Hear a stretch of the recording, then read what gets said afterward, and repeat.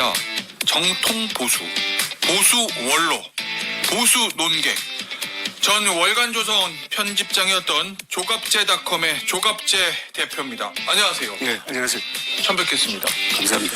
요즘 이 비상기업 이후에 정통 보수 논객이라고 불리는 이 조 대표께서 윤석열 대통령과 국민의힘을 아주 가열차게 비판을 하셔서 좀 화제가 되고 있는데요. 일단 이거부터 좀 질문을 드려보죠. 윤석열 대통령은 보수 정당의 국민의힘이 배출한 대통령입니다. 자, 윤석열 대통령은 보수를 대표하는 대통령입니까? 아니면 김상욱 전 의원의 죄송합니다. 국민의힘 김상욱 의원의 표현대로 보수의 배신자입니까? 근데 이 보수가 뭐냐는 정의부터 먼저 해야 되는 것 아닙니까? 예, 먼저 해주시죠. 보수는 책임을 지는 사람들이에요. 그러니까 역사 발전의 주인공들이었거든. 그러니까 죽은 사람, 사는 사람, 그리고 앞으로 태어날 사람들에 대한 책임을 지는 사람이니까 유능해야 돼요. 그리고 공사가 반드시 구분되어야 하고, 그리고 무엇보다도 이 인생을 즐기는 사람이라야 됩니다. 그리고 멋진 사람이라야 돼요. 보수의 미학이라는 게 있지 않습니까? 절도가 있고, 그다음에 유능하고 예절 바르고, 난 그런 점에 비춰보면 윤석열 대통령은 제일 반대편에 있는 사람 같아요. 맞는 게 하나도 없다 말씀하신 기준에서요. 잘 속고, 국민들에 대한 예의가 없고, 그리고 무능하고, 특히 이런 말이 있습니다. 무능한 통치자는 만참을 해도 모자랄 역사의 범죄자다. 7년 전쟁이란 임진왜란을 다룬 소설 김승한 선생이 한 이야기입니다. 만참이란 말은 10,000번 목을 베도 모자란다는 겁니다. 무능한 통치자 때문에 얼마나 많은 사람들이 죽었습니까? 우리 역사에서. 윤석열 대통령이 가장 무능한 것은 군대 안 간 대통령이 이번에 비상계엄령을 선포하면서 보여준 거는 이건 코미디 아닙니까? 무능하면 보수가 아니죠. 알겠습니다. 이 보수의 관점에서 윤석열 대통령 이번 비상계엄을 어떻게 평가하고 계세요?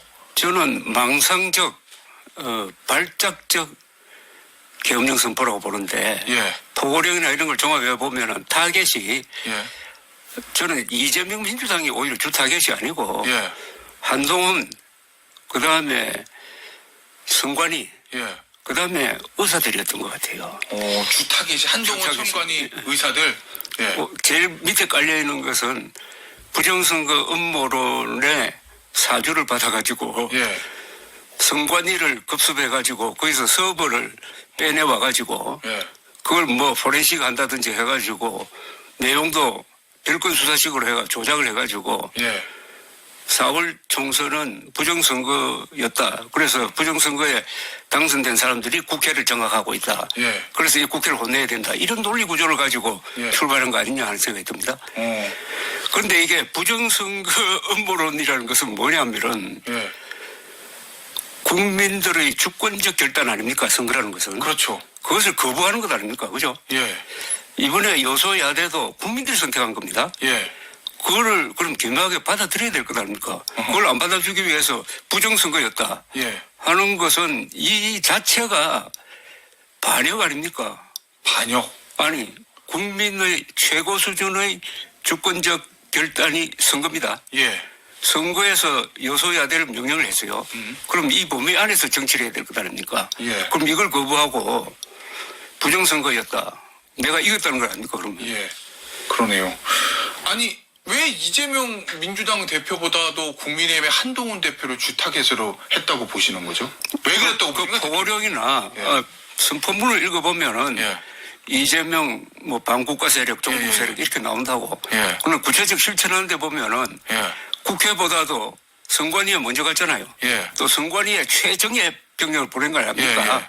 그것도 인원수도 더 많잖아요. 300명. 그리고 거기 보내는 사람들한테는 미리 몇 시간 전에 다 임무를 줘가지고 더구나 북파 공작원을 보내는 정보사가 거기 갔잖아요. 맞아요. 그렇다면 여기에 공을 들인 겁니다. 공을. 그리고 일관되게 지금도 자신은 부정선거 음모론을 사실상 믿는다고 이야기하는 거하고 마찬가지 아닙니까?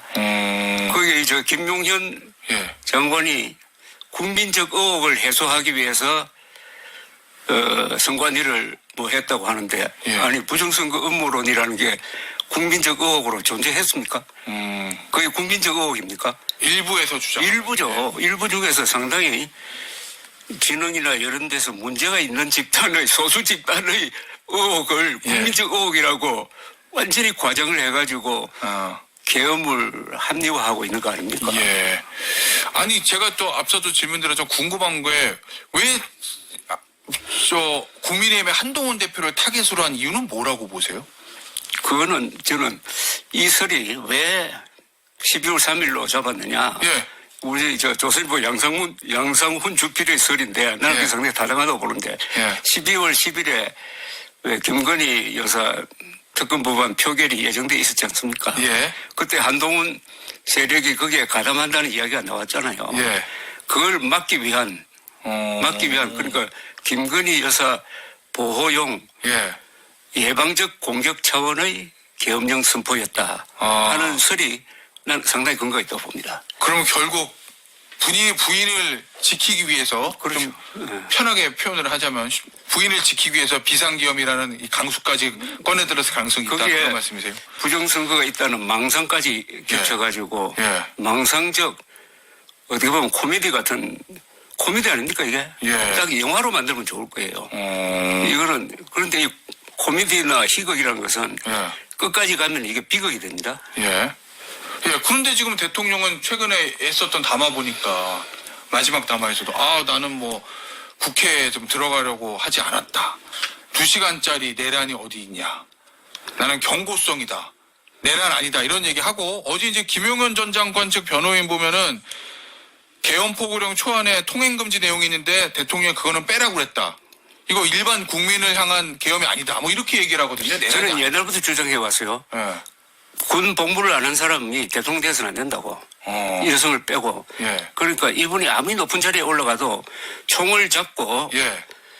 나라를 지킨 경험이 없으면은 이 총에 대해서 잘 모르는 거라.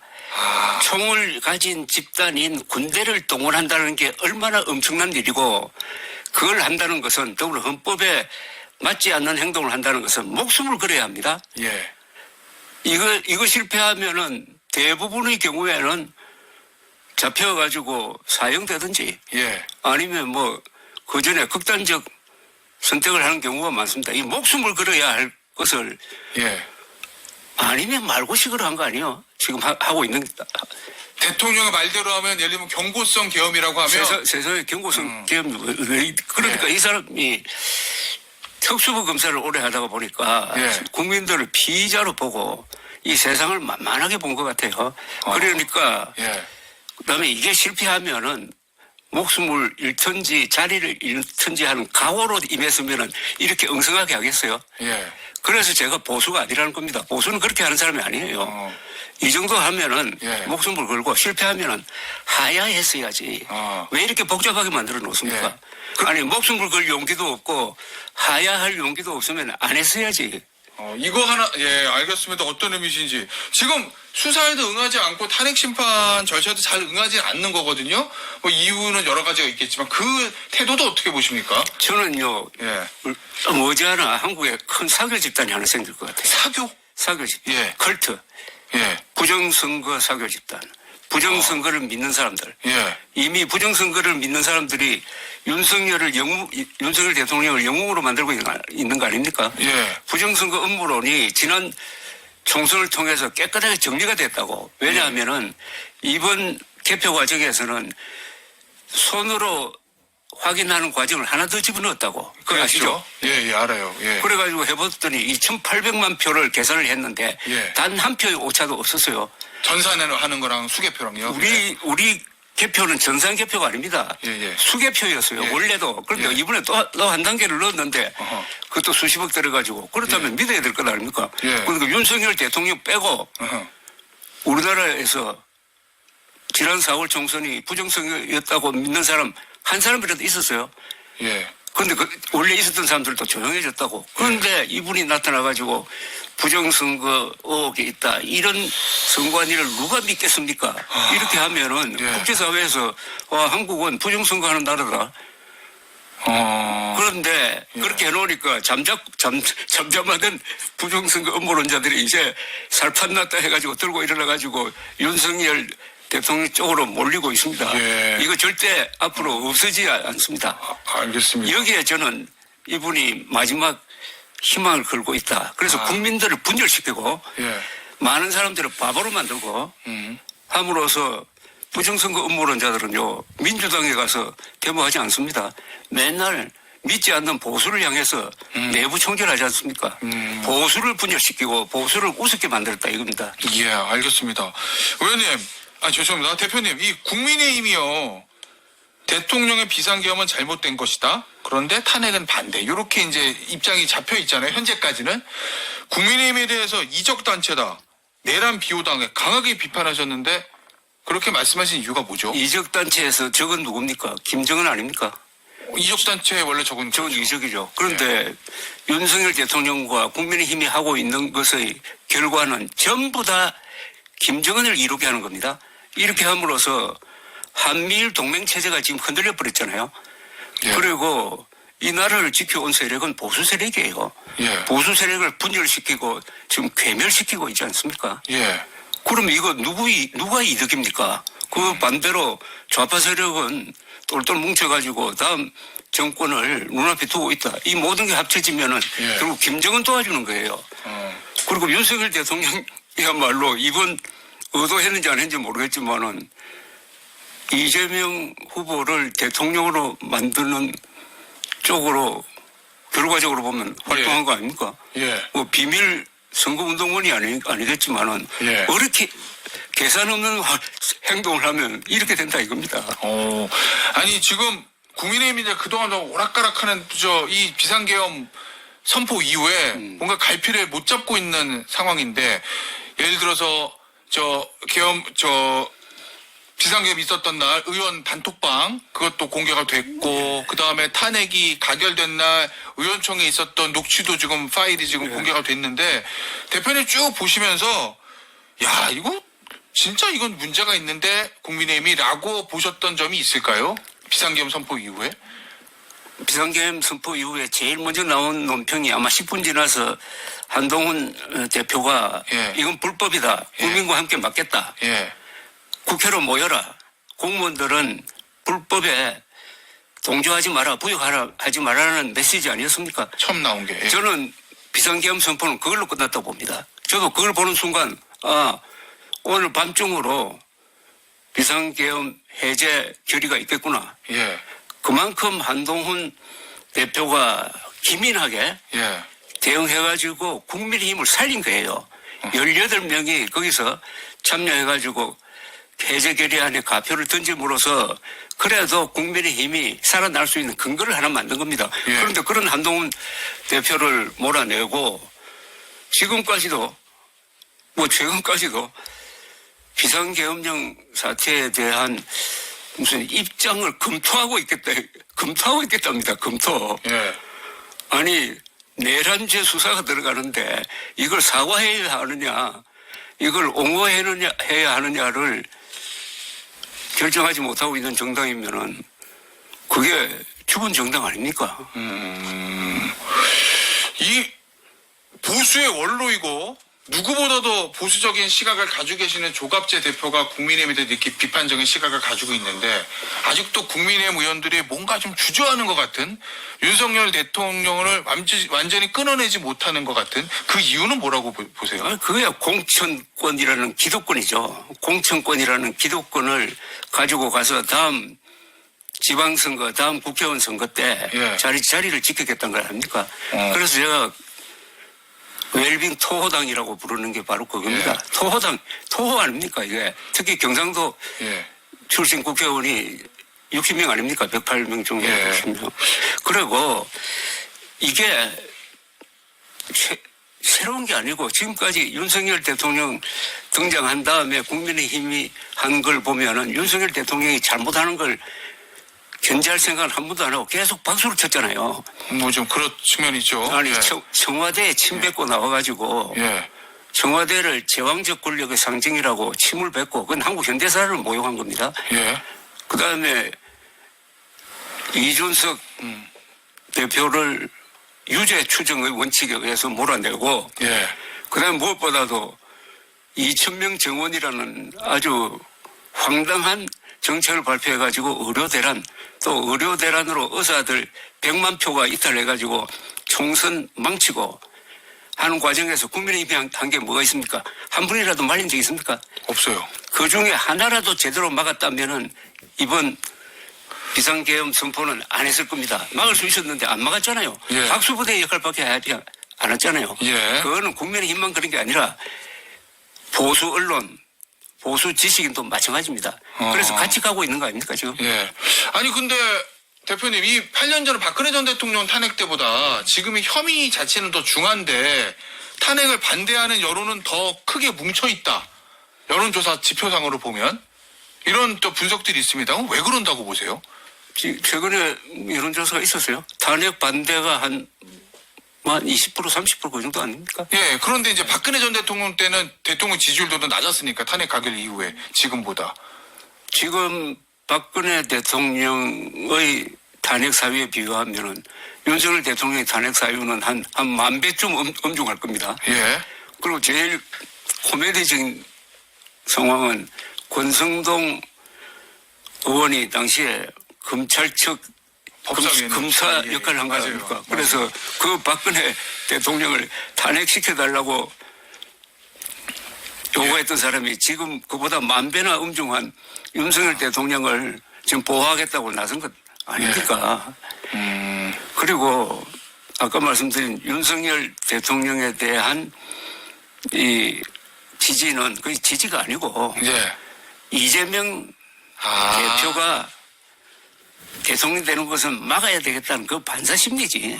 그중에 그렇구나. 진짜로 끝까지 윤석열 대통령을 지지하겠다는 사람이 예. 뭐 최종적으로 남는다면 한 5% 남을까? 5%요? 예. 알겠습니다. 대표님 이제 좀 앞으로 남은 미래 얘기를 좀 해보죠. 어쨌든 탄핵이 헌재에서 결정이 언제 어떻게 날지 아직은 모르지만 만약에 탄핵이 인용이 되면 조기 대선이잖아요. 그렇죠. 국민의힘 의원들이나 지지자들은 그런 걱정을 하는 것 같아요. 이재명 대표가 대통령 되는 거 아니야? 어떡하지? 라는 걱정들을 국민의힘 지지자들하고 의원들 하는 것 같은데 이 조기 대선이 벌어진다고 하면 그 전망은 어떻게 하고 계세요? 우선 탄핵이 난 인용될 가능성이 매우 높다고 봅니다. 예. 6명으로 재판을 하더라도 예. 인용이 안 되고 반대 상황을 한번 생각해 보십시오. 인용이 안 되고 기각이 돼가지고 대통령이 복귀한다? 예. 복귀하면은 어떤 상황이 벌어지겠습니까? 그리고 자, 그 다음 상황은 이제 60일 안으로 예, 대선이죠. 대선인데 이때부터 이 여론의 압박은 반대 방향으로 갈 가능성이 많죠. 법원. 아니죠. 이재명 대표. 그렇죠. 법원과 이재명 대표한테. 예. 자, 그러면은 헌재가 이런 판결을 했으니까 법원도 예. 최소한 공직선거법 위반 사건에 대해서는 예. 빨리 해라. 빨리 하라는 게 항소심 판결 빨리 나오라. 예. 뭐 대법원 판결도 빨리 하라. 이런 이야기 아닙니까? 예. 그런 압박이 그쪽으로 갈 거라고 봅니다. 그래서 이 사법 리스크에 걸린 두 사람, 예. 윤석열, 이재명 동시 퇴출이 우리나라의 정치를 위해서 좋은 거다 하는 그런 여론이 형성될 수 있다고 봐요. 그런 여망을 업고 예. 나오는 이 반민주당 세력의 후보가 누구냐에 의해서 이제 새로운 상황이 벌어지겠는데 예.